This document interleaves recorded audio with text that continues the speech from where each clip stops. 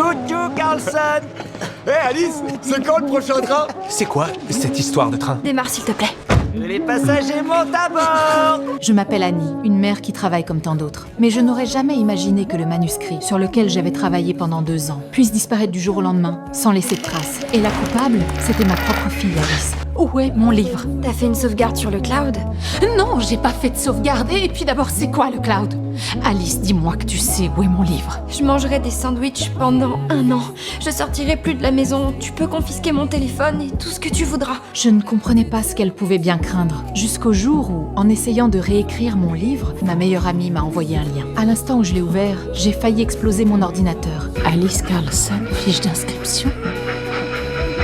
Ordinateur à la main, j'ai dévalé les escaliers. C'est quoi cette fiche d'inscription? Maman, arrête de paniquer, c'est juste pour rire. C'est drôle de s'appeler Sam Démange le gland. Sérieux, tu veux bien arrêter de me fliquer? Et ils s'inscrivent dans quel but? Ah, tu comprends rien. Complètement perdue, je n'ai eu d'autre choix que de l'appeler. Après m'avoir écoutée, elle m'a parlé d'une théorie complètement absurde. La théorie de l'écureuil. Si tu veux amadouer un écureuil, ne le coince pas. Laisse une petite traînée de noisettes jusqu'à la cage dans ta chambre. Bref, ce que j'essaie de te dire, c'est laisse-la venir vers toi.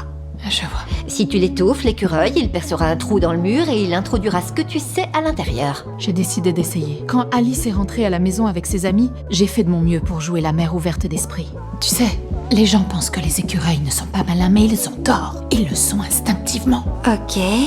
Ma porte sera toujours ouverte si, avec Bobby, vous vous sentez prêt à venir chercher une noisette. Bobby est gay. Oh, d'accord. Je pensais que c'était déjà le sommet du malaise. Mais peu après, une femme complètement dérangée a fait irruption chez nous. Bobby! Bobby! Maman, qu'est-ce que tu fous là? Je t'ai interdit de fréquenter Alice Carlson et je te retrouve carrément chez elle. Je refuse que mon fils passe du temps avec des adolescentes qui ont la réputation de votre fille. De quoi est-ce que vous parlez? On passe tous sur Alice. Quoi?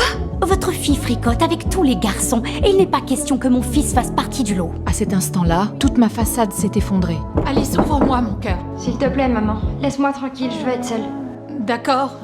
Tu sais où me trouver? Quelques minutes plus tard, Alice se tenait devant la porte. Je peux entrer? Oui, bien sûr. Cette fois, elle a enfin décidé de s'ouvrir à moi. En réalité, lors d'une soirée, Alice a embrassé Chris. Plus tard, sous la lumière tamisée, elle a pris Steven pour Chris et l'a embrassé lui aussi. Steven, vexé et humilié, a alors commencé à répandre des rumeurs partout. Et je déteste ma vie. Viens là, ma puce, viens là.